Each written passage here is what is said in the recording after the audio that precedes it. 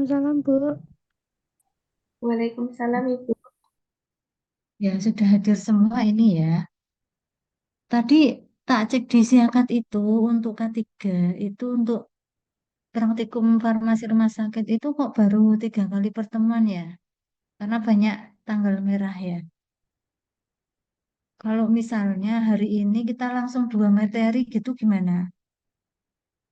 Soalnya besok Senin kan udah ini ya, sudah luring kan? Harusnya ketika Jadi luring, Senin udah luring. hari ini kita 2 materi sekalian ya. Ben gendang nanti ndak dadak nyari waktu gitu loh. Nggak apa-apa. Derek Bu,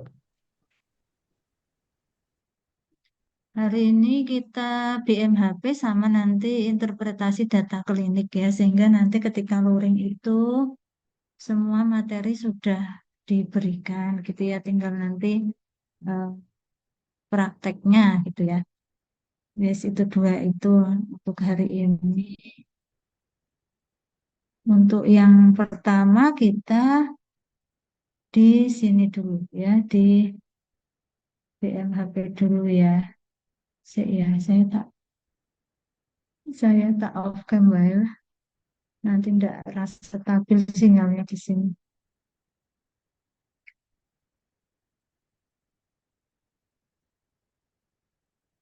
Oke ya, kita ke BMHP ya, bahan medis habis pakai.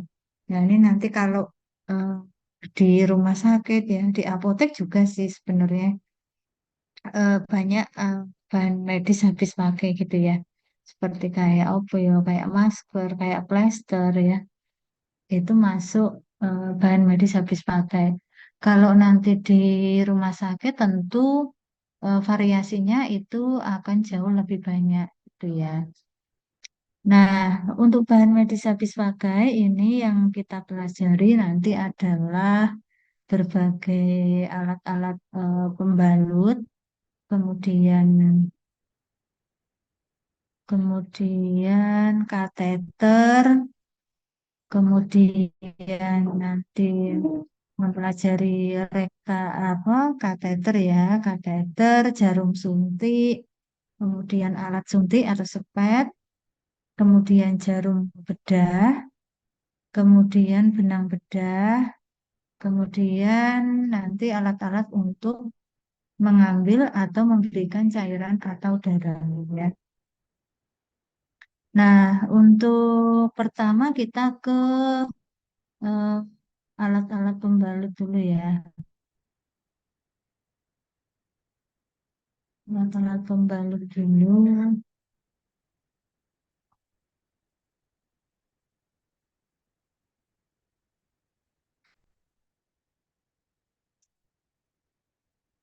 Nah, ini yang dimaksud dengan alat-alat pembalut ini adalah alat-alat yang digunakan untuk membalut gitu ya, digunakan untuk membalut, menutupi sesuatu ya, biasanya luka pada tubuh.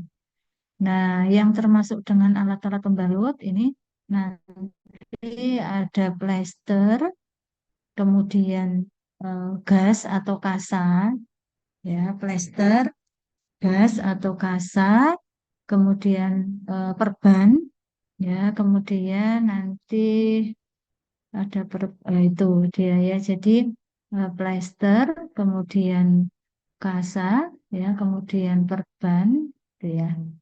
Nah, plester itu ada bermacam-macam juga ya. Yang disebut dengan eh, ada yang disebut dengan sutur tab ya.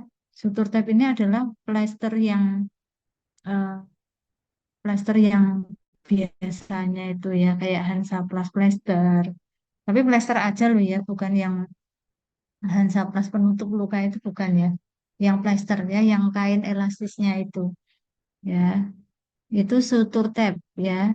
Plester yang digunakan untuk menutup luka ya. Tentunya menutup luka tapi di situ eh, tentu dilapisi kasa dulu ya baru ditutup dengan plester. Nah, itu kalau Nanti di blueprint UKOM itu namanya, nama lain adalah plester zinc oxide ya. Jadi plester zinc oxide. Kemudian ada juga yang disebut dengan medicinal tape ya.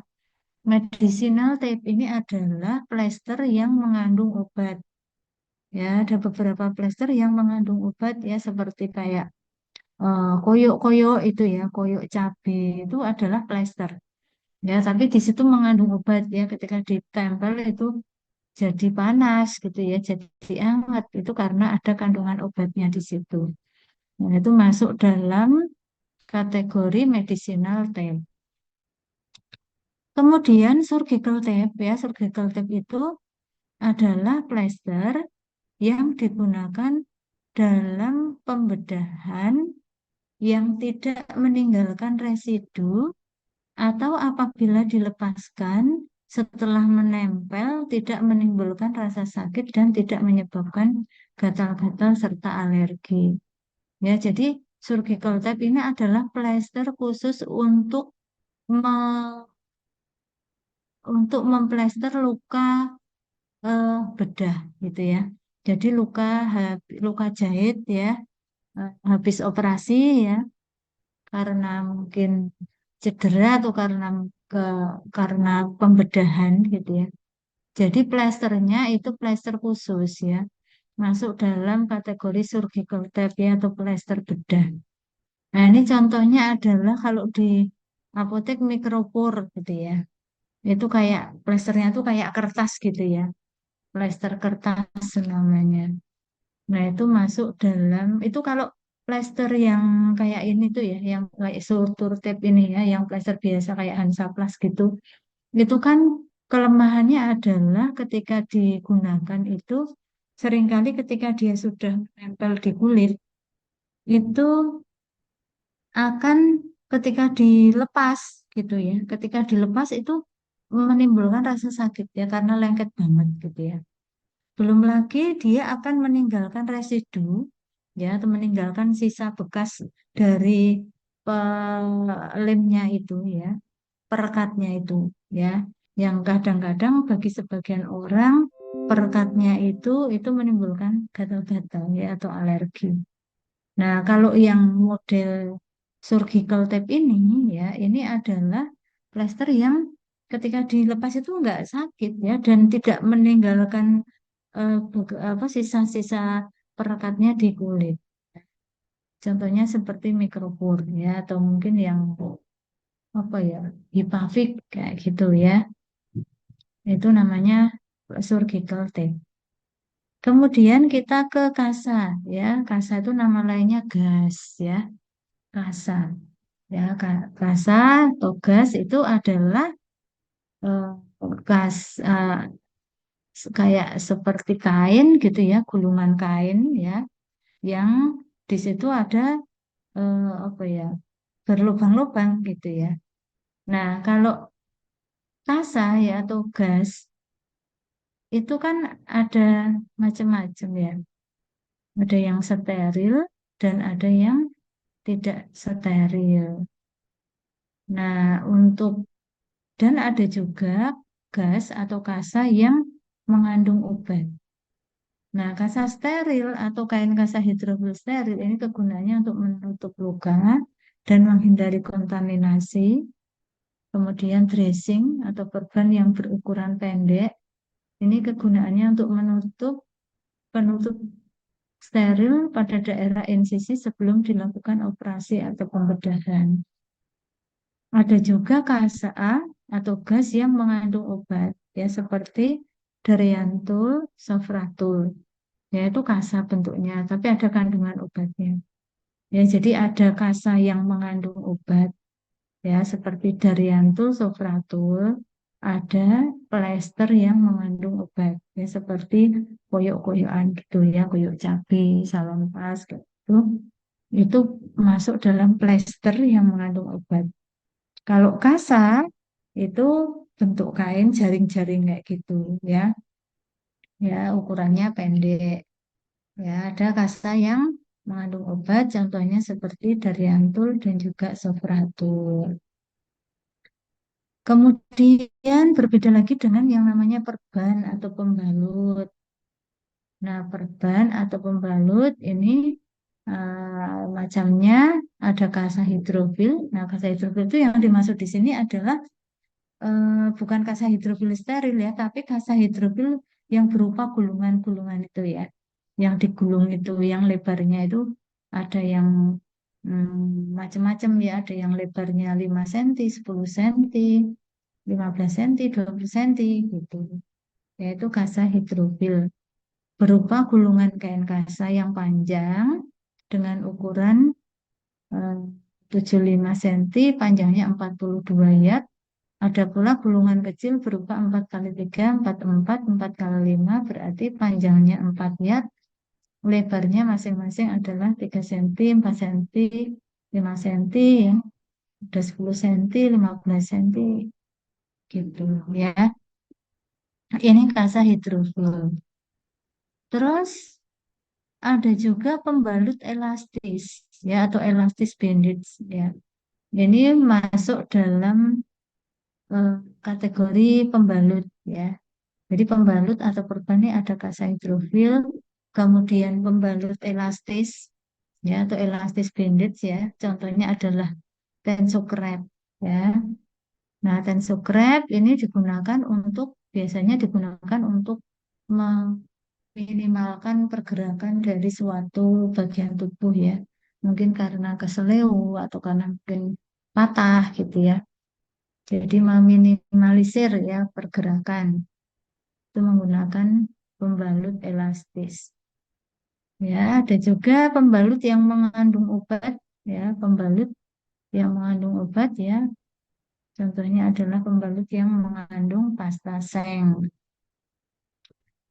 Kemudian pembalut leher. Nah, pembalut leher ini digunakannya di leher ya atau kolar cervical kolar ya atau kolar neck ya digunakan untuk menopang kepala dan membatasi gerak dari tulang leher. Ada juga pembalut gips ya. Pembalut gips itu adalah eh, pembalut yang ada gipsnya ya, pembalut yang ada gipsnya ya, di mana pembalut gips ini digunakan untuk digunakan eh, bersama dengan kapas pembalut ya. Kapas pembalut contohnya adalah wheelband, softband gitu ya. Jadi digunakan untuk meminimalkan pergerakan ya suatu eh, mungkin terjadi patah tulang kayak gitu ya. Nah, itu maka digunakanlah pembalut gip ya bersama dengan kapas gipnya. Kemudian Darianet terutama digunakan di bagian tubuh yang sulit tanpa membutuhkan plester perekat ya.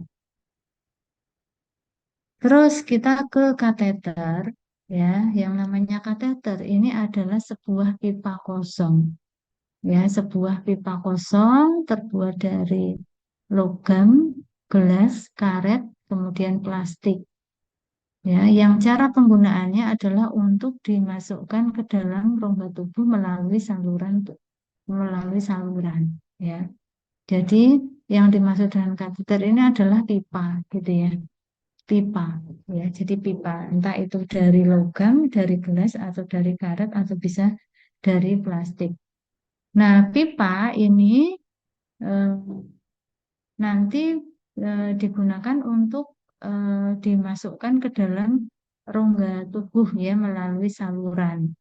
Nah, maksudnya gimana saluran itu? Misalnya nih, oh, apa non-IV kateter ya, ini adalah pipa yang nanti dimasukkan ke dalam saluran-saluran non intravena ya, seperti misalnya Foley kateter ya, Nelaton kateter. Nah, itu adalah eh, pipa ya, intinya apa selang gitulah ya. Selang yang nanti masuk di dalam saluran-saluran tubuh ya. Bisa masuk dalam mulut ya, bisa masuk melalui hidung, bisa masuk melalui dubur tuh. Ya, pipa. Nah, pipa itu Nanti dibagi dua ya, ada IV kateter ya. Jadi kateter ada dua, ada IV kateter atau intravena kateter, kemudian ada non intravena kateter. Nah, intravena kateter ini adalah kateter yang dimasukkan di dalam pembuluh vena yang fungsinya adalah sebagai perpanjangan vena atau sebagai vena tambahan. Ya, jadi IV kateter itu adalah pipa yang dimasukkan ke dalam pembuluh vena. Ya, jadi pipa yang dimasukkan ke dalam pembuluh vena yang fungsinya di situ sebagai perpanjangan vena, gitu ya. Nah, perpanjangan vena. Nah, seperti misalnya ketika kita opnam gitu ya di rumah sakit ya, kemudian kita diinfus gitu. Kita diinfus itu kan kita kan diinfus tidak tidak kemudian jarum infus itu langsung menusuk ke pembuluh vena, kan. Tetapi yang tetapi kan dilakukan dulu pemasangan IV kateter kan. Ya, jadi eh, memasukkan kateter ya, IV kateter ke dalam pembuluh vena, kemudian nanti baru dihubungkan dengan eh, infusion set gitu ya. Nah, itu nanti digunakan sebagai perpanjangan vena ya, sehingga nanti bisa digunakan untuk berbagai keperluan ya, entah itu untuk infus, untuk menyuntikkan obat ya, sehingga tidak perlu berkali-kali untuk nyoblos ya pembuluh venanya. Kemudian ada juga wing needle, ini adalah jarum ada bersayap gitu ya. Ini juga apa digunakan juga sih bisa sebagai IV, bisa digunakan untuk pemberian obat juga melalui pembuluh vena, cuman dia tidak bisa digunakan lebih dari 48 jam karena akan menimbulkan trombosis ya, karena pada wing needle itu logam gitu ya, benar-benar logam gitu ya. Tapi kalau IV kateter tuh dia dari karet gitu ya, atau plastik. Kemudian kalau IV kateter kan tadi adalah kateter atau selang yang dimasukkan ke dalam pembuluh vena ya, yang berfungsi sebagai vena tambahan gitu ya. Ada juga kateter itu masuk kategori non IV kateter. Ya, non IV kateter itu berarti kan adalah pipa yang dimasukkan ya, pipa yang dimasukkan bukan pada pembuluh vena ya. Pipa yang dimasukkan bukan pada pembuluh vena. Contohnya nelaton kateter ya. Nelaton kateter adalah kateter ya agar supaya dapat buang air kecil. Ya, jadi itu ya kateter untuk pasien-pasien yang dia nggak bisa kamar mandi sendiri ya, pipisnya harus sambil tiduran tuh dipasanglah namanya nelaton kateter. Nah, nanti dihubungkan dengan penampung urin ya, urin bag. Kalau balon kateter atau Foley kateter ini bedanya ya dengan nelaton kateter adalah bahwa pada balon kateter ini tentu dia namanya balon ya. Jadi ada bagian dari kateter tersebut yang nanti bisa ditiup gitu ya supaya pemasangannya dia lebih eh, tidak geser gitu ya, lebih pas. Ya, bedanya antara nelaton kateter dengan balon kateter itu adalah kalau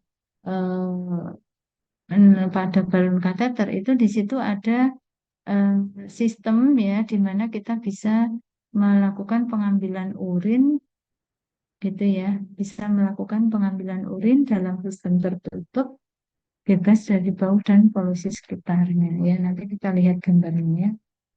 Sama juga nanti entah itu nelaton kateter maupun polikateter itu nanti disambungkan dengan urinovolumeter ya atau urin bag ya untuk menampung urinnya.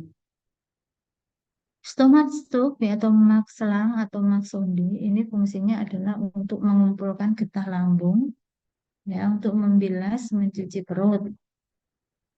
Kemudian feeding tube, ya feeding tube namanya feeding ya, berarti dia adalah eh, selang yang digunakan untuk memasukkan makanan, baik itu melalui hidung maupun melalui mulut.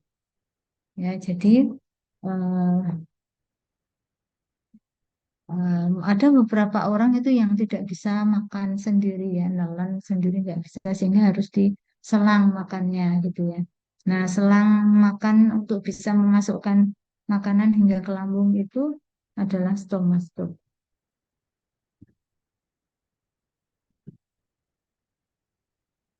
Kemudian rectal tube. Nah, rectal tube ini adalah selang, sorry kok ini stomastop tadi untuk mengumpulkan ke lambung ya, untuk menguras atau mencuci perut. Kalau feeding tube itu untuk memberikan makanan ya, baik melalui hidung maupun melalui mulut. Kalau rectal tube ini adalah selang yang digunakan untuk yang digunakan dengan cara dimasukkan ke dalam rektal ya, yang fungsinya adalah untuk mengeluarkan gas-gas usus, membersihkan rektum. Biasanya ujung yang satu dimasukkan ke dalam anus dan ujung yang lain dihubungkan dengan spek glycerin ya. Jadi dihubungkan dengan spek gitu ya, alat suntik itu. Kemudian suction catheter ya, suction catheter ini digunakan untuk menyedot lendir dari trachea bayi baru lahir ya, digunakan juga untuk menyedot cairan amniotik ya. Cairan amniotik itu cairan ketuban ya, yang mungkin ikut ketelan ya sama si bayi tersebut ya. Kemudian kondom kateter. Nah, kalau kondom kateter ini gunanya adalah untuk menghubungkan penis dengan urin bag melalui ujung tubenya. Ya, jadi ini kateter juga ya, non IV yang penggunaannya itu tidak eh, penggunaannya itu dari luar ya, jadi tidak dimasukkan kayak menggunakan kondom biasa itu ya, tidak dimasukkan ke dalam lubang itu enggak, tapi dia me- apa ya, ya kayak kayak kondom gitu ya, jadi dia memasangnya dari luar. Terutama pada pasien-pasien yang diberi seperti ini adalah pasien yang suka buang air kecil secara tidak sadar. Kemudian jarum suntik ya, jadi kalau jarum suntik itu jarumnya aja ya. Ya mungkin teman-teman yang di apotek kan jual juga ya. Jadi needle-nya ya, injection needle ya, jarumnya saja. Digunakan untuk menyuntik tentunya setelah digabung dengan alat suntik. Nah, jarum suntiknya itu bisa dipakai untuk menyuntik ketika dia sudah dipasang ya, dengan alat suntiknya atau siringnya. Nah, jarum suntik itu ada tiga macam ya. Ada jarum suntik umum. Ya, jarum suntik umum ini adalah jarum suntik yang biasa digunakan untuk menyuntik. Oh. Nah, tentu teman-teman yang udah kerja di apotek yang tentu juga jual di MHP seperti ini tahulah kalau jarum suntik itu ukurannya kan ada yang agak besar, ada yang kecil gitu ya. Nah, ukuran besar kecilnya eh, jarum suntik itu ditentukan oleh diameter lubangnya, ya, oleh diameter lubangnya dan dinyatakan dengan nomor-nomor, ya, dinyatakan dengan nomor-nomor. Makin besar nomor, maka semakin kecil diameternya. Ya, jadi diameter lubang jarumnya, ya, makin besar nomornya itu malah justru menunjukkan makin kecil diameter lubang jarumnya. Kemudian jarum suntik spinal. Nah, jarum suntik spinal ini jarum suntik yang khusus digunakan untuk penyuntikan atau pengambilan sampel melalui sumsum tulang belakang. Ya, jadi digunakan untuk pengambilan. sampel atau memasukkan obat melalui sumsum tulang belakang. Kemudian jarum suntik bersayap. Nah, jarum suntik bersayap itu tadi wing needle tadi ya. Nanti kita lihat ya gambarnya.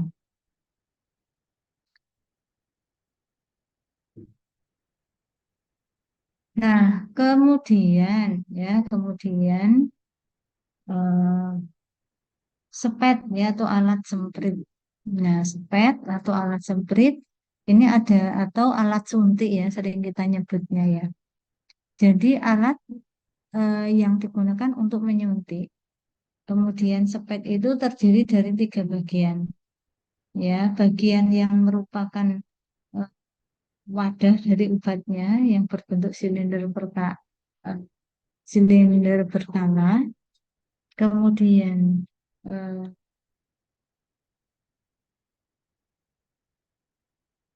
tutupnya, ya, tutupnya silinder berkala. Kemudian eh, ini ya tiga bagian itu eh, terdiri dari tiga bagian, yaitu silinder berkala, tutup, dan tempat menempel. Ya, jadi silindernya ada pistonnya, kemudian ada jarumnya si tiga itu ya. Nah, alat semprit atau alat suntik itu bisa terbuat dari plastik ya, bisa terbuat dari metal, bisa juga terbuat dari kaca. Nah, alat semprit ya atau seput saya sepet itu juga ada nomor-nomornya ya.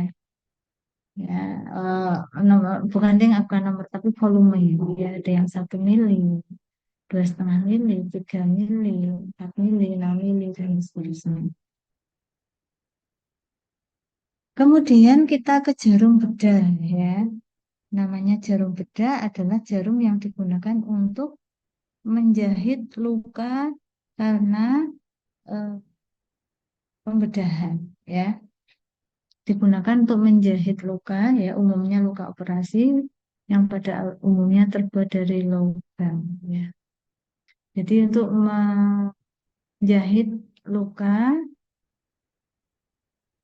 ya, menjahit luka umumnya luka operasi ya, itu adalah jarumnya. Nah, kalau akan menjahit luka itu kan jarum, maka dia digunakan bersama-sama dengan benangnya ya. Jadi jarum digunakan bersama-sama dengan benangnya. Nah, biasanya di pasaran itu sudah tersedia, sudah jadi satu ya antara jarum sama benangnya. Itu disebut sebagai ultramatic needle. Ya, jadi benang sama jarum itu eh, sudah jadi satu. Kemudian benang bedah, ya benang bedah. Nah, benang bedah ini adalah benang yang digunakan untuk menjahit luka bedah eh, dengan bantuan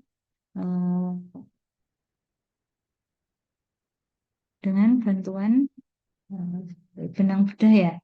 Digunakan untuk menjahit ya tentunya digunakan bersama-sama dengan jarumnya ya. Nah, nanti benang bedah itu ada dua macam ya. Ada yang benang bedahnya itu bisa diabsorpsi ya oleh tubuh. Dia bisa diserap gitu ya. Jadi daging ya sehingga tidak perlu untuk mengambil ya, mengangkat jahitan gitu enggak. Ya. Tapi ada pula benang bedah itu yang tidak bisa diabsorpsi. Ya, benang bedah yang tidak bisa diabsorpsi. Nah, biasanya terbuat dari linen, sutra, polipropilin, kemudian polyester, dan juga stainless steel. Ya, ini benang yang tidak bisa diabsorpsi ya, sehingga harus diambil. Kemudian alat-alat yang digunakan untuk mengambil atau memberikan cairan atau darah. Ya, nah ini contohnya adalah infusion set dan juga transfusion set. Nah, infusion set itu digunakan atau infusion set tadi digunakan untuk memberikan ya infusion set ya. Jadi untuk memberikan cairan ya melalui pembuluh vena pasien gitu ya. Kemudian itu tadi yang infusion set, sorry, yang alat untuk mengambil darah dari donor ini transfusion set ya. Jadi untuk memindahkan darah dari em, kantong darah ya masuk ke dalam tubuh itu menggunakan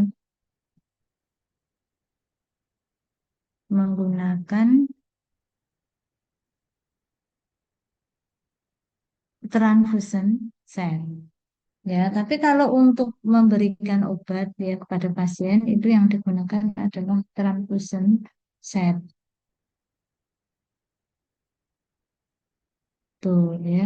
Kemudian sudah ya, sudah selesai ya. Jadi itu kira-kira ya BMHP-nya ya nanti apa namanya dibaca lagi ya. Terus nanti sambil belajar ya untuk mengenali gambar dan juga fungsinya ya. Walaupun nanti di luring kita latih lagi, tapi coba nanti dikerjakan ya kira-kira eh, nama dan fungsi dari BMHP tersebut apa. Ya, seperti ini ya. Ada pembalut elastis, kemudian ya, ada pembalut elastisnya, ada plasternya ya. Kemudian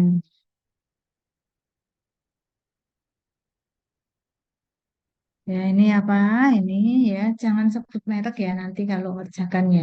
Soalnya itu micropore salah kalau micropore ya. Tapi kalau pem surgical tape atau plaster bedah itu malah benar ya. Nah ini seperti ini kan dia kan merupakan kasa hidrofil ya. Ya tadi lebarnya kan ada yang 5 cm, 10 cm, 15 cm. Seperti itu ya. Kalau ini adalah kasa yang mengandung obat. Ya, ini yang disebut dengan pembalut elastis ya. Jadi digunakan untuk me- supaya mobilisasinya itu bisa dihambat, yaitu menggunakan pembalut elastis. Kemudian ada nih, nah ini tadi ya penyangga leher tadi ya. Digunakan untuk pasien-pasien yang mengalami cedera pada leher, untuk ada tulang belakang, ada tulang di tulangnya gitu ya yang harus mengupayakan untuk tidak terlalu banyak gerak ya dari lehernya tersebut maka menggunakan eh, ya menggunakan pembalut leher.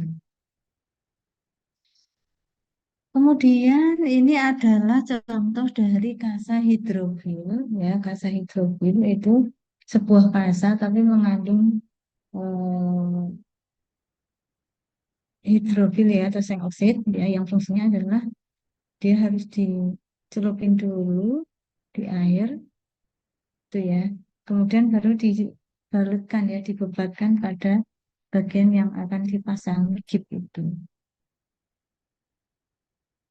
Nah, ini contoh dari IP kateter ya. Contoh dari IP kateter. Nanti ini kalian yang mengerjakan. Ini adalah Foley kateter ya, yang fungsinya adalah untuk kateterisasi dan juga untuk pengambilan fungsi untuk pengambilan sampel ya untuk dicek. Kemudian ada juga ini rectal tube ya, jadi yang fungsinya untuk mengambil cairan ya atau eh, Oke. Nah, rektal tube ini untuk mengambil buang gas-gas yang tersedia di perut. Nah, ini adalah contoh gambaran dari kondom kateter, ya. Jadi dari kondom kateter ya seperti halnya kondom biasa, cuma ada bagian lubangnya, ya. Kemudian kayak seperti ini nih masuk feeding tube ya, ya.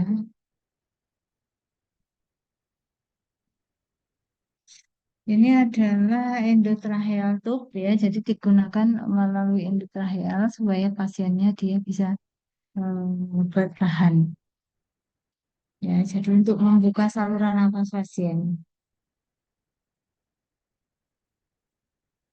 Nah, ini 30 itu stomasus, 35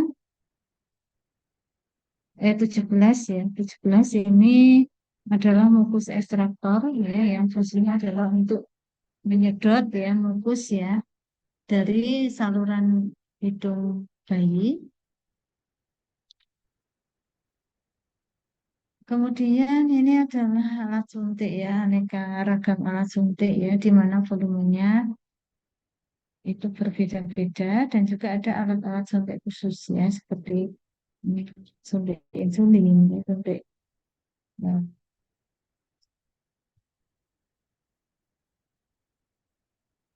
suntik tuberkulin ya, suntik insulin ya, itu adalah alat suntik yang khusus.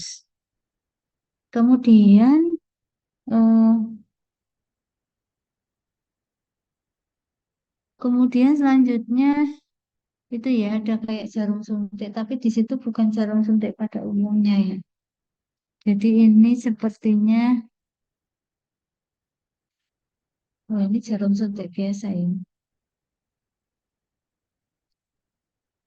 Ini gambarnya kurang jelas sih, ya karena jarum suntik itu ada macam-macam ya, ada yang jarum khusus insulin, ada yang jarum khusus tuberkulin, ya itu berbeda. Kalau ini adalah tuberkulin sharing. Hmm. Kemudian seperti ini adalah alat suntik ya, jarum kok alat suntik, jarumnya, ya jarumnya. Nah ini kita lihat ya bahwa jarumnya itu dari ukuran yang eh, dari biasanya dinyatakan dengan nomor ya, semakin besar ukurannya maka semakin gede juga gitu ya diameter lubang dari jarum tersebut.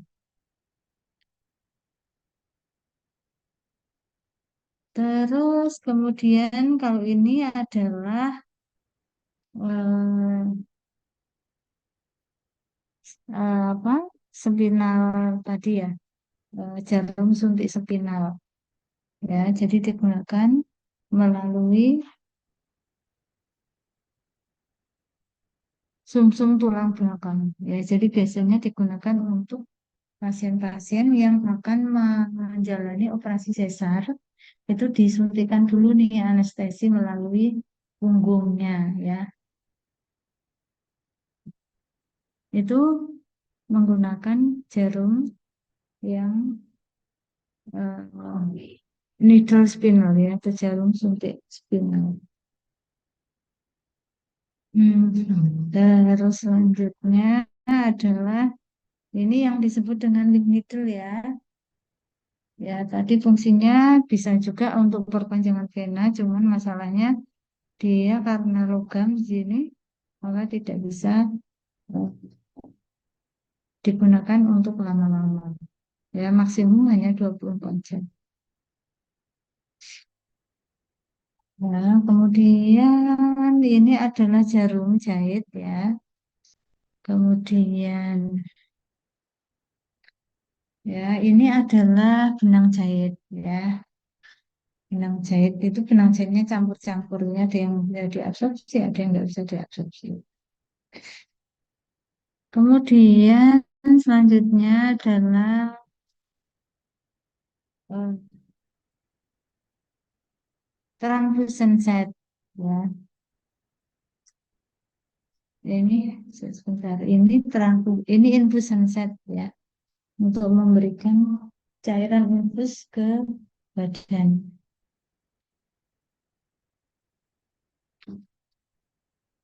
Ini banyak sekali ini ya.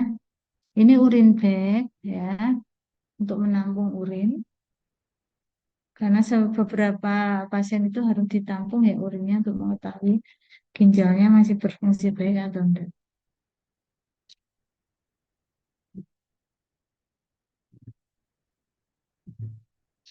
Nah, ini adalah infusion set ya. Kalau ini infusion set. Kemudian mana lagi? Oh, udah ya. Jadi itu contoh-contohnya nanti di latihan ini nanti dilengkapi ya nama dan fungsinya ya.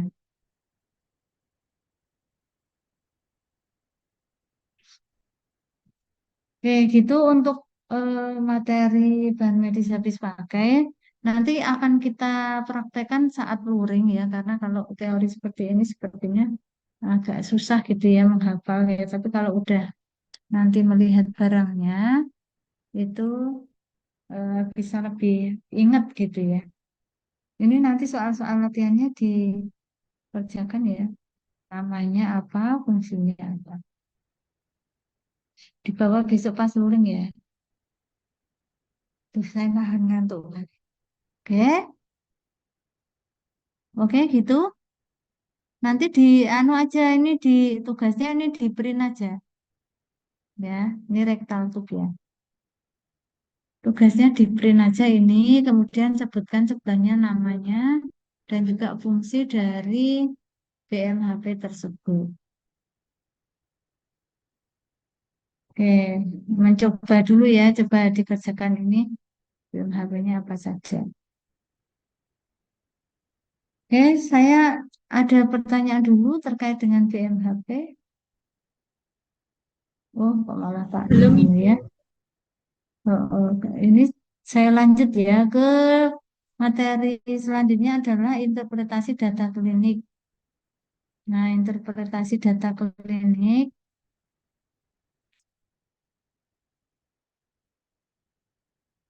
Nah, interpretasi data klinik. Ya, jadi pada interpretasi data klinik ini nanti eh, siswa itu akan mempelajari bagaimana sih cara untuk menginterpretasikan suatu data-data lab gitu ya.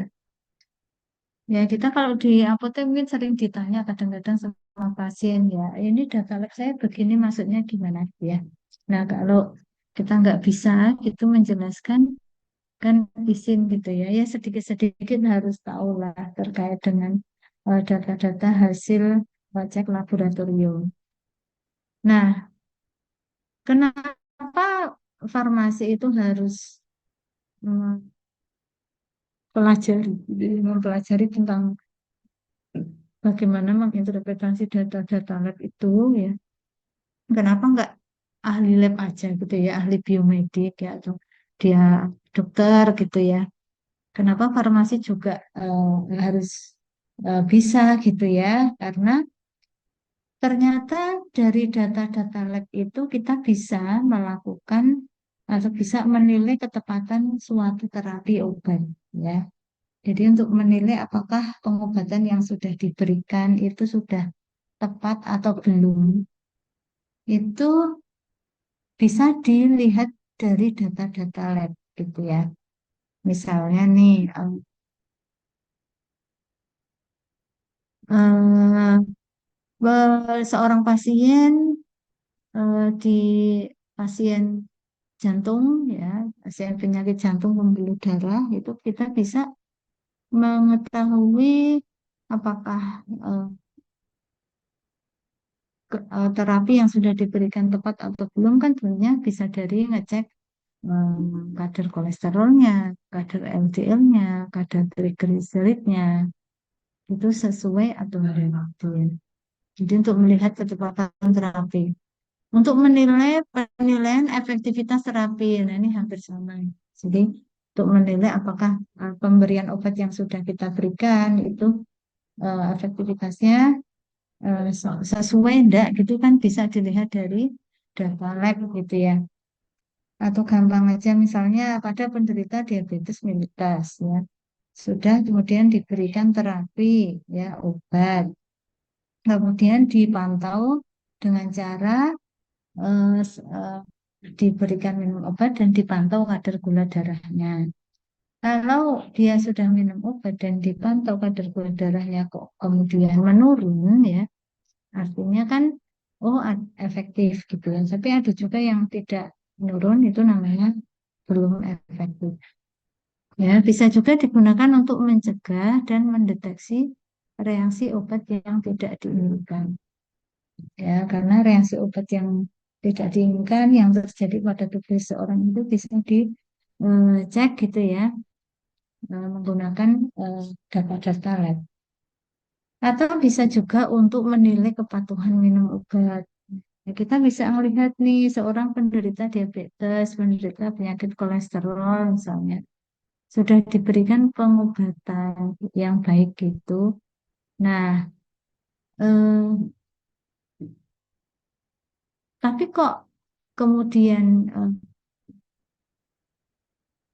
belum sembuh ya, belum sesuai dengan harapan. Nah, ini perlu kita tanyakan bagaimana sih kepatuhan ya dari pasien tersebut ya, apakah sudah diberikan obat segini ya untuk 1 bulan diminum apa tidak ya.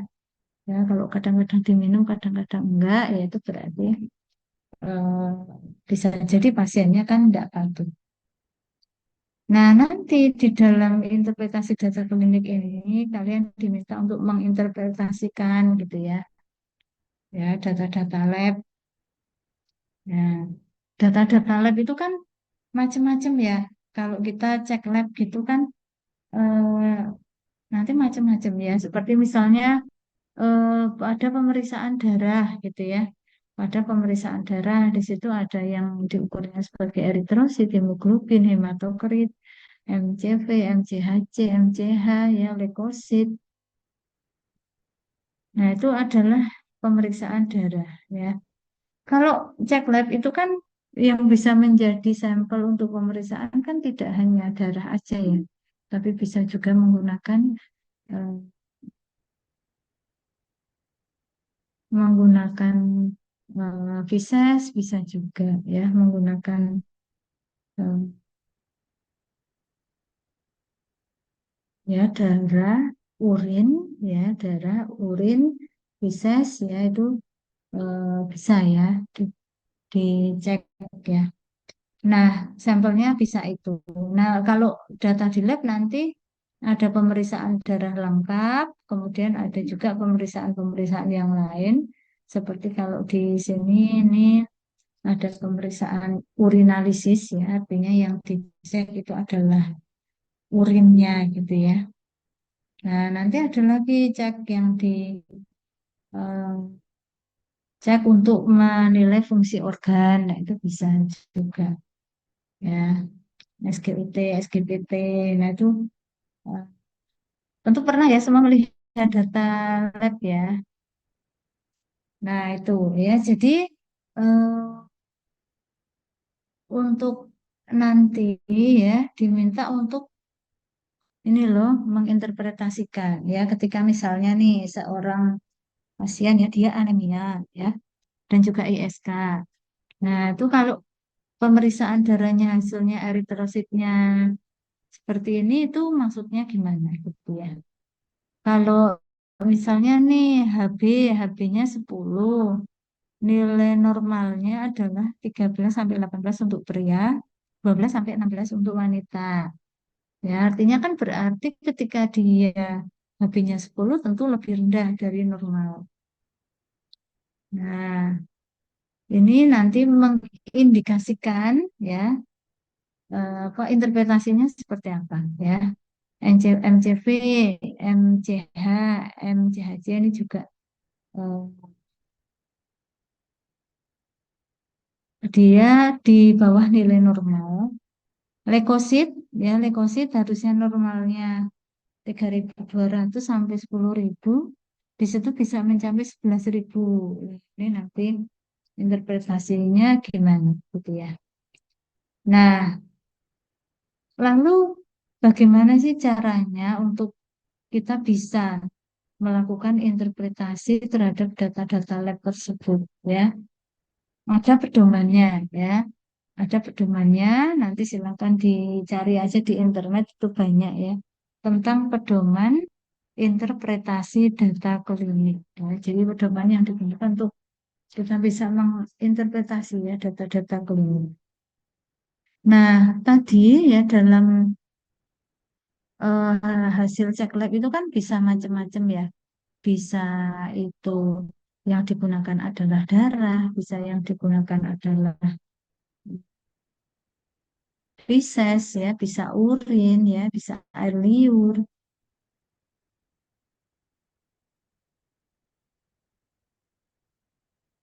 Ya, nanti ini kan banyak banget, jangan dibaca semua ya, dibaca yang perlu-perlu aja.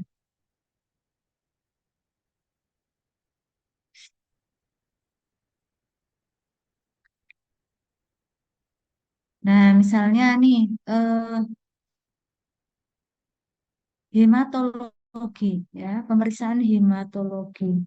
Nah, pemeriksaan hematologi itu adalah pemeriksaan darah, gitu ya.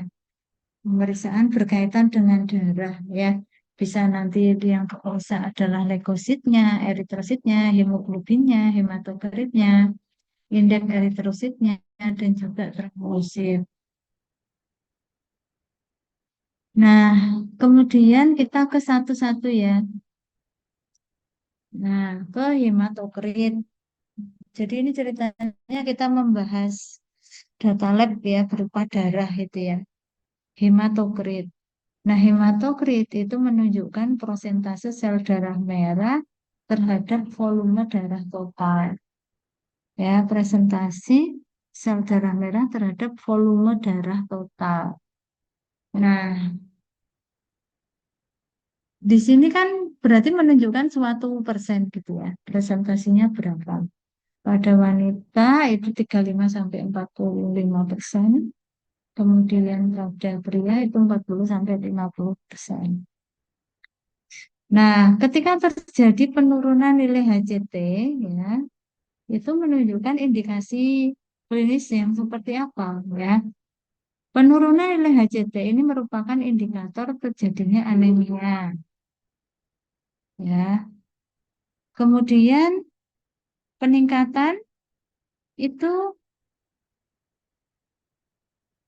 ya, peningkatan itu menunjukkan suatu implikasi klinis berupa dehidrasi, kerusakan paru-paru kronik, polisitemia, dan juga shock.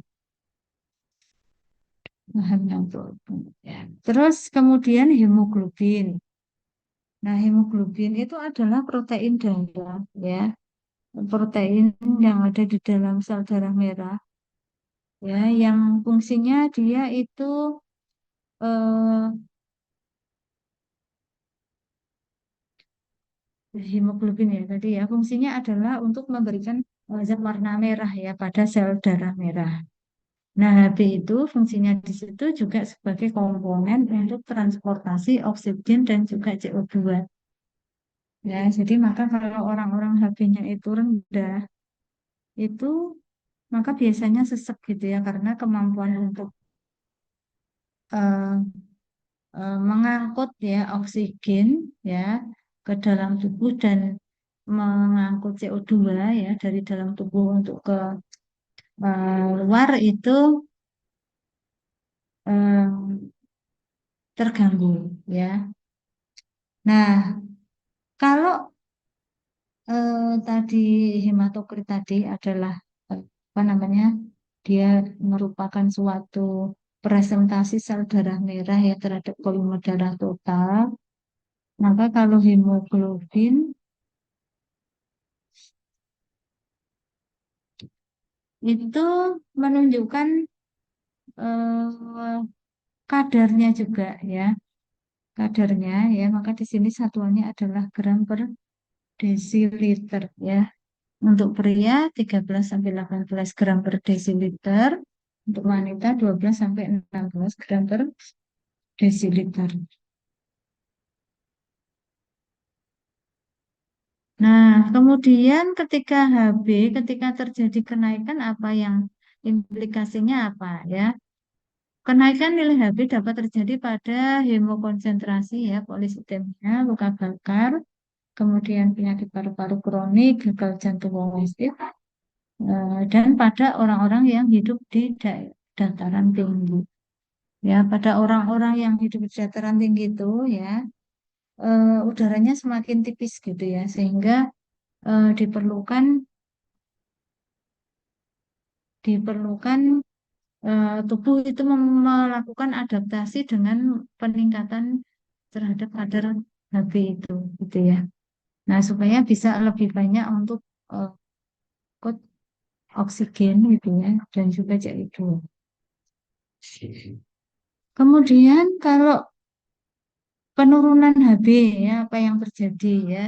Kalau penurunan HB itu implikasinya adalah terjadi anemia ya, terutama anemia karena kekurangan zat besi ya, karena zat besi itu komponen dalam apa namanya sel darah merah di samping HB. Mengurangi obat ngantuknya. Kemudian kita ke eritrosit ya atau sel darah merah ya, eritrosit atau sel darah merah ya, eritrosit ini fungsinya sama juga dengan HB ya, sama juga dengan hematokrit karena itu merupakan apa ya, bagian gitu ya, kayak HB itu bagian dari sel darah merah gitu ya. Nah, maka fungsi dari eritrosit ini juga sama ya, dia mengangkut oksigen dari paru-paru ke seluruh jaringan tubuh dan juga mengangkut CO2 dari jaringan tubuh ke paru. Ya, jadi ketika terjadi penurunan atau kenaikan daripada eritrosit ini juga implikasi kliniknya sama tadi ya. Nah, ini ya, kalau nilai apa namanya, untuk mengecek ya apakah terjadi anemia atau enggak. Ya. Jumlah sel darah merah menurun pada pasien anemia leukemia, kemudian pada penurunan fungsi ginjal, salasemi, hemolisis, dan juga lupus erythematosus ya. Jadi ini nanti dicari aja sendiri ya, ini bukunya pedoman interpretasi data klinik itu di internet banyak sekali ya. Jadi itu pedoman untuk kita bisa membaca data-data lab.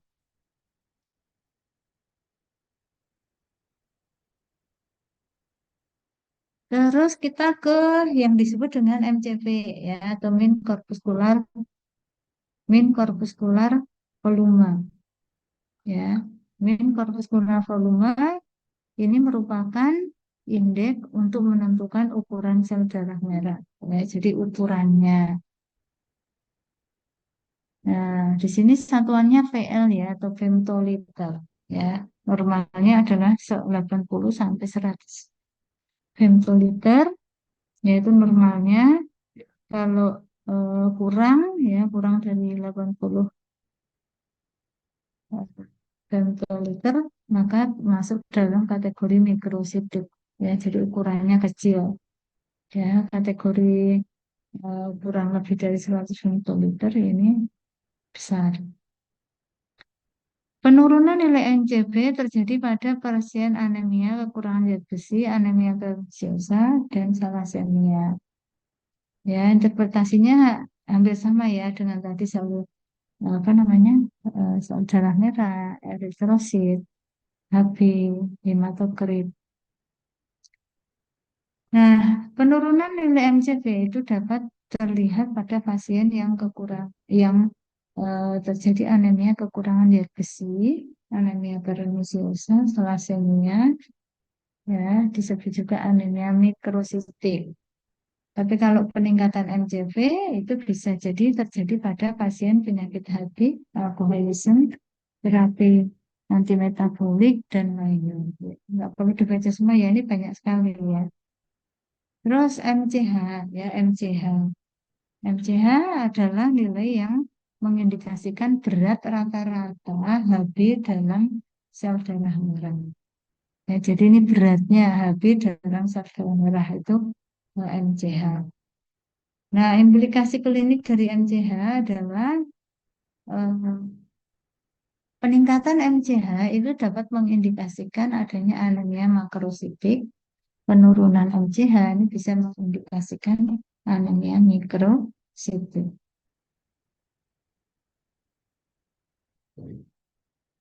Kemudian mean corpuscular hemoglobin concentration ya, atau MCHC. MCHC ini merupakan eh, konsentrasi Hb rata-rata dalam sel darah merah. Ya, konsentrasi Hb rata-rata dalam sel darah merah ya. Maka dia satuannya adalah gram per desiliter ya, atau gram per 100 mililiter.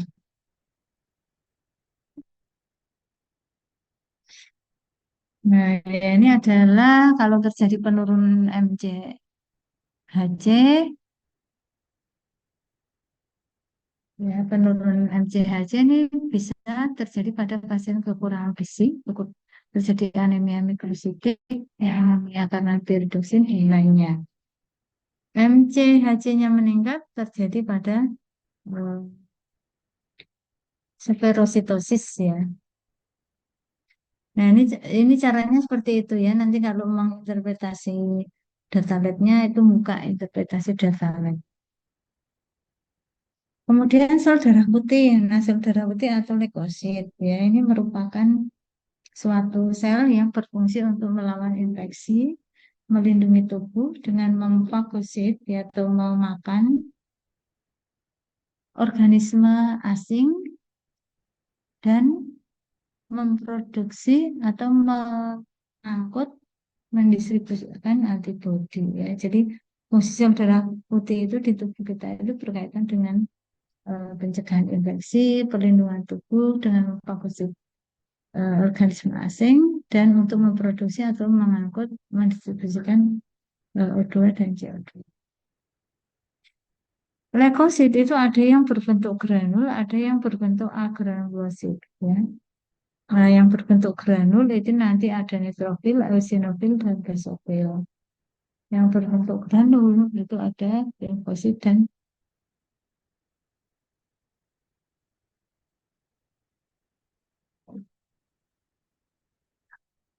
sambil nahan ngantuk berat. Ya, jadi leukosit ada dua ya, ada yang granulosit dan agranulosit. Ya, tadi kalau di data lab tadi kan se emang ada yang macam-macam ya, leukosit gitu ya. Kemudian ada neutrofil, eosinofil, basofil, limfosit, monosit gitu ya. Nah, nanti setiap macamnya ya, tipe sel darah merah ini mempunyai fungsi yang berbeda-beda. Nah, seperti ini ya, seperti neutrofil itu fungsinya adalah untuk melawan infeksi bakteri dan gangguan radang. Eosinofil untuk melawan gangguan alergi dan infeksi parasit. Kalau basofil ini fungsi belum diketahui secara jelas ya. Limfosit melawan infeksi virus dan bakteri. Kemudian monosit melawan infeksi yang berat. Ya, kita ke satu-satu ke neutrofil ya. Neutrofil nanti ada yang berbentuk segmen ya, ada yang berbentuk band ya, band itu batang. Nah, neutrofil ini merupakan sel darah putih yang jumlahnya paling banyak ya di dalam tubuh manusia. Ya, terutama berfungsi sebagai pertahanan terhadap invasi mikroba melalui fagositosis. Nah, implikasi kliniknya ya, eh, suatu kondisi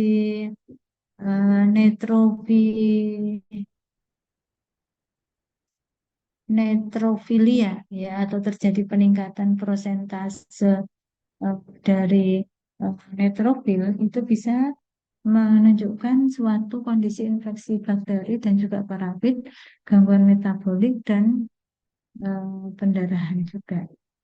Kalau neutropenia, ya penurunan presentasi neutrofil itu bisa terjadi karena peningkatan kerusakan sel, infeksi bakteri, infeksi virus, penyakit hematologi, ya, gangguan hormonal, dan infeksi berat.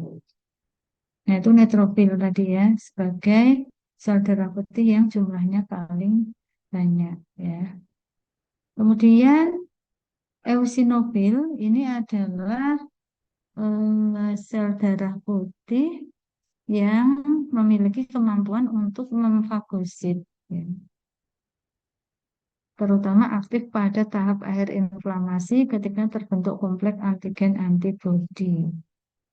Nah, suatu kondisi eosinofilia atau peningkatan jumlah dari eosinofil itu kalau kadarnya 0 sampai 6% ya. Kok sampai meningkat itu biasanya terjadi pada eh, terjadinya neoplasma, kemudian penyakit Addison, reaksi alergi, penyakit kolagen vaskular, dan infeksi parasit.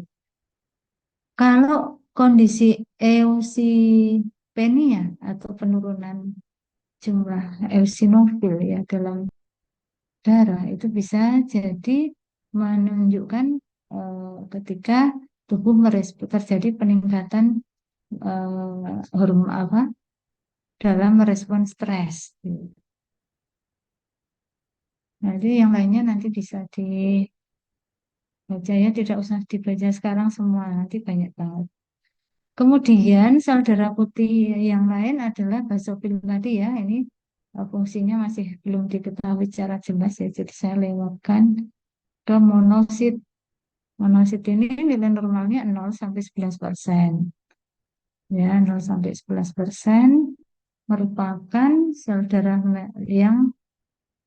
putih yang ukurannya adalah terbesar. Ya, sel darah putih yang ukurannya terbesar. Sel ini berfungsi sebagai lapis kedua pertahanan tubuh, dapat memfagositosis dengan baik dan termasuk dalam kelompok makrofag. Ya, jadi hmm, tadi ya yang memfagositosis ya dia ya. Nah, ini monositosis ya. Peningkatan dari monosit itu terjadi pada infeksi virus, bakteri, parasit, ya, kerusakan jantung dan hematologi. Monositopenia itu eh, tidak mengindikasikan penyakit ya, tapi mengindikasikan stres, penggunaan obat glukokortikoid, milotoksik dan juga imunosupresan. Terus sel darah putih lain adalah limfosit ya, merupakan sel darah putih kedua yang paling banyak jumlahnya. Kalau tadi yang paling banyak jumlahnya yang pertama adalah neutrofil, yang paling banyak kedua ya, yang kedua paling banyak adalah limfosit. Nah, kondisi peningkatan limfosit ya atau limfositosis ini dapat terjadi pada penyakit virus, penyakit bakteri dan gangguan hormonal. Kondisi limfopenia ya atau menurunnya limfosit ini terjadi pada penyakit Hodgkin, luka bakar dan juga trauma. Nah, nanti ini banyak sekali informasinya di sini ya. Lanjut kita ke itu tadi sel darah putih dan segala macamnya ya. Kita ke trombosit ya atau platelet ya atau sel darah yang apa ya sebagai pembeku gitu ya. Trombosit, elemen terkecil dalam pembuluh darah. Nilai normalnya 170 sampai 380 kali 10 pangkat 3 per milimeter kubik ya. Jadi ini menunjukkan jumlah.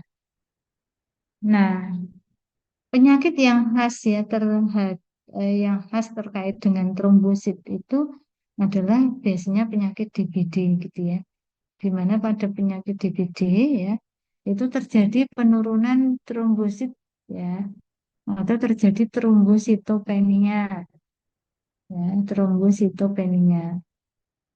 Nah, ini kalau trombosit itu fungsinya adalah sebagai pembeku darah gitu ya, maka menurunnya jumlah trombosit itu bisa menyebabkan eh, terjadinya pendarahan ya seperti pada penderita DB itu ya bisa terjadi mimisan ya kemudian bisa terjadi kulitnya itu bercak-bercak merah gitu ya. Itu karena menurunnya trombosit ya atau terjadi trombositopenia. Kemudian kalau trombositosis ini berhubungan dengan kanker ya, splenektomi, polisitemia vera, trauma, sirosis ya dan lainnya. Nah, ini nanti ada kaitannya ya dengan tugasnya itu ya, trombosit. Nah, kemudian kita ke laju endap darah ya atau LED. Ya, laju endap darah atau LED atau sering lab-lab lainnya itu menyebut sebagai kecepatan endap darah ya atau KED. Nah, karena dia merupakan laju ya atau kecepatan, maka satuannya adalah jarak per waktu. Ya, jadi pada pria itu kurang dari 15 mm per jam, pada wanita itu kurang dari 20 mm per jam. Ya, jadi ini menunjukkan ukuran kecepatan endap dari eritrosit. Ya, ukuran kecepatan endap dari eritrosit. LED dipengaruhi oleh berat sel darah dan luas permukaan sel serta gravitasi bumi. Nilainya meningkat terjadi pada kondisi infeksi akut dan juga kronis ya. Ya, misalnya pada tuberkulosis, artritis, rheumatoid, infak, miokard akut, kanker, penyakit Hodgkin, GERD ya dan lainnya. Kemudian jika menurun itu terjadi pada penyakit polisitemia, gagal jantung, komestik, anemia bulan sabit, ya, hipofibrogenemia, ya, dan lainnya. Nah, itu KED atau LED. Kemudian ini tak cari yang sesuai dengan yang di untuk latihan aja. Ya,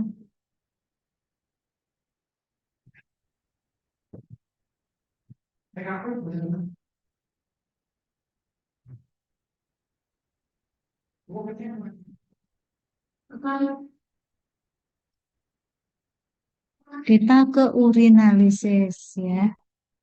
Urinalisis itu di mana yang digunakan itu adalah urin ya.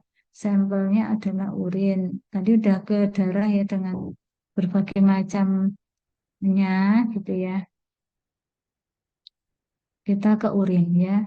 Pemeriksaan urinalisis ya itu digunakan untuk bermacam-macam tujuan gitu ya. Jadi ketika yang diperiksa adalah urin, itu nanti bisa digunakan untuk mengevaluasi gangguan fungsi berbagai organ ya.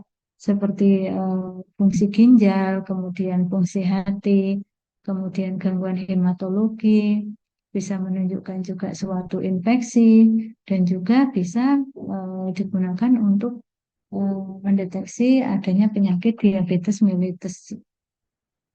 Nah, urin itu ya normalnya itu berat jenisnya itu eh, antara 1,001 sampai 1,035. Kemudian warnanya urin yang normal itu kekuning-kuningan atau kuning ya kekuning-kuningan atau kuning. Kemudian pH-nya itu antara 4,5 sampai 8,5.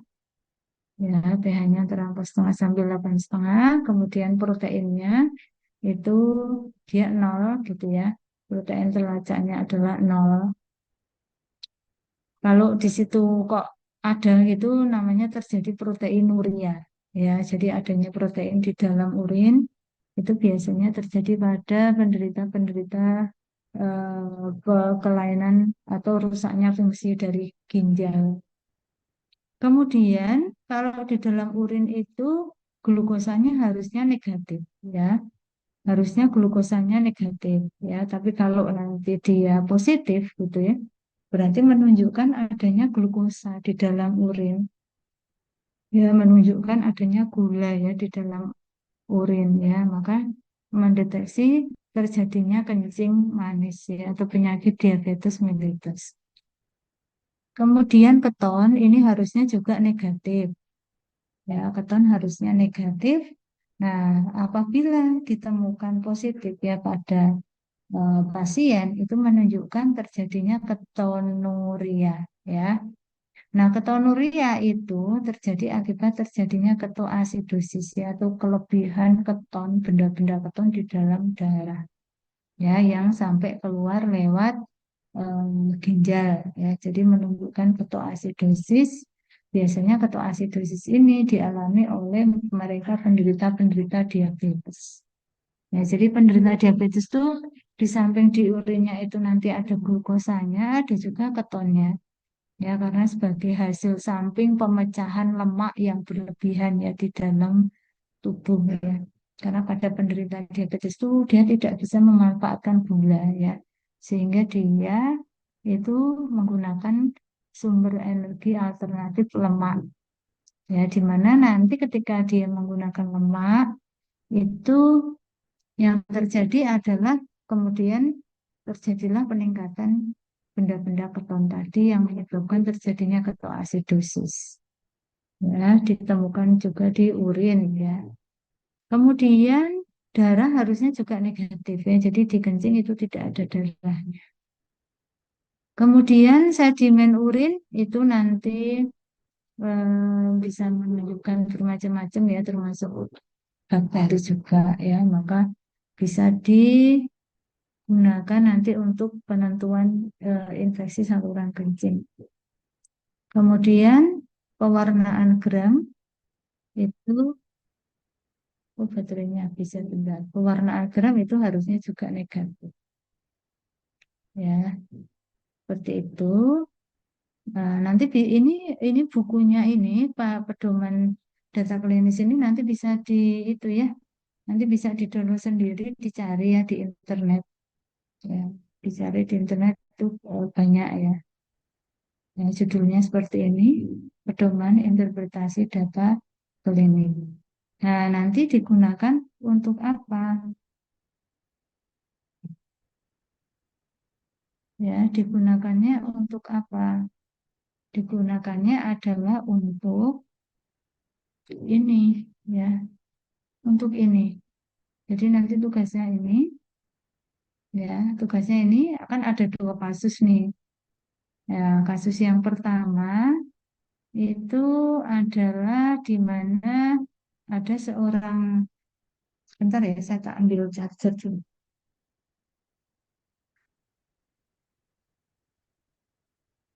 Iya, Bu.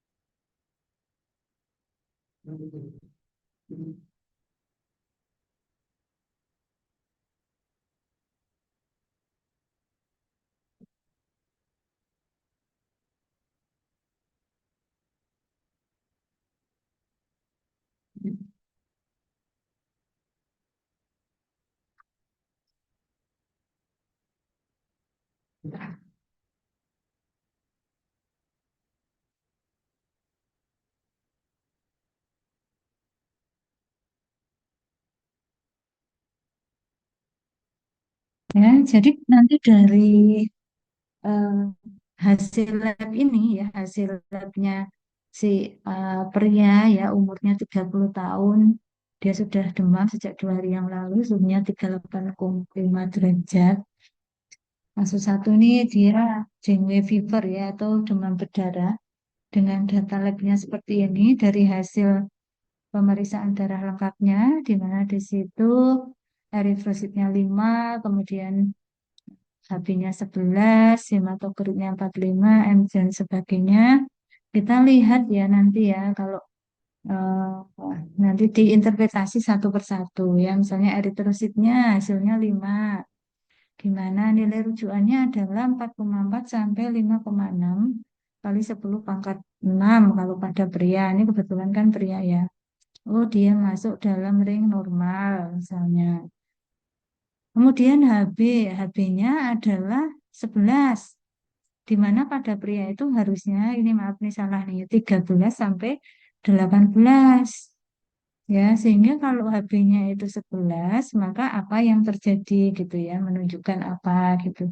Kan tadi di pedomannya kan ada ya, ketika terjadi kenaikan, maka mengimplikasi klinisnya apa, ketika terjadi penurunan, implikasi klinisnya apa. Kemudian hematokrit ini 45, ring normal 40 sampai 50. Nah, kesimpulannya apa? Kemudian MCV, MCH, MCHC ini kayaknya masih dalam ring normal ya. Yang mencolok adalah leukosit ya, di mana dia itu 2.500, sedangkan nilai normalnya itu antara 3.200 sampai 10.000. Nah, ini perlu kamu gimana nih kalau seperti itu gitu ya. Kemudian seperti limfosit, nah ini juga meningkat juga ya. Jadi 55 ya. Jadi neutrofil, leukosit, eh, neutrofil, eosinofil, basofil, limfosit, monosit, ya limfositnya yang meningkat gitu ya. Nah, apa itu diinterpretasikan. Kemudian laju undap darah atau LED ya. Hasilnya 20, sedang pada pria itu harusnya kurang dari 15 milimeter per jam. Nah, hasilnya adalah trombosit tuh di situ 100. Sedangkan nilai normalnya antara 170 sampai 380 sel per milimeter pangkat 3. Nah, ini nanti diinterpretasi ya. Kasus yang kedua, ya, kasus yang kedua nanti anemia dan juga ISK ya, infeksi saluran kencing pada wanita usia 40 tahun, sudah 2 hari demam, lemas dan pucat. Eritrositnya normal, HB-nya rendah gitu ya. Karena normalnya 12 sampai 16 eh, gram per desiliter pada wanita. Hematokritnya rendah juga ya karena harusnya antara 35 sampai 45%. Kemudian MCV, MCH, MCHC ini menurun semua. Leukositnya naik ya 11.000. Harusnya dia di antara 3.200 sampai 10.000 sel per milimeter kubik. Kemudian neutrofil batang, neutrofil segmen naik sedikit. Kemudian laju undap darah ini lepas gitu ya. Kemudian trombositnya 250, masih dalam ring normal. Kemudian hasil urinalisis ya, pemeriksaan terhadap urin, warnanya harusnya kekuning-kuningan tapi di sini keruh. pH urinnya 8, kemudian berat jenisnya 1 ya, sedikit di bawah. Proteinnya negatif, glukosa negatif, keton darah negatif ya, ini artinya ginjalnya masih baik-baik saja ya. Sedimennya, sedimen urin 200, harusnya kurang dari 105. Nah, itu menunjukkan apa ya, nanti dicek lagi ya di urinalisis, pewarnaan gramnya negatif ya. Nah, itu nanti karena ada 2 kasus ini, nanti tugasnya menginterpretasi kelompok aja ya, nanti untuk tiga, kan ada 6 orang ya, nanti 3 orang kasus, 3 orang pertama kasus 1, 3 orang kedua adalah kasus 2 ya. Nanti tugasnya dikumpul semua saat luring aja ya. Tugas tadi BMHP, kalau BMHP sendiri-sendiri aja, mau tinggal nama sama fungsinya kok. Kalau ini nanti tugasnya kelompok besok saat luring. Dah itu materi yang belum tersampaikan. Nanti ketika luring itu kita tinggal latihan, ya latihan-latihan VMHP dan juga latihan untuk pembuatan atau pengemasan obat dengan sistem unit dose dispensing. Itu udah selesai ya materi untuk praktikum farmasi rumah sakit. Udah ngantuk dong saya yang ngantuk ngantuk banget saya. Udah ada yang mau ditanyakan nggak? Belum, Ibu. Belum ya. Tugasnya Diingat berapa? ya tugasnya. Nah, Dua ya, Bu, tugasnya. Tugasnya dua ya. dua. Dua. Itu yang nanti dibuka ya di buku modulnya ya. Dua. Untuk BMHP-nya tinggal ngisi itu yang di situ.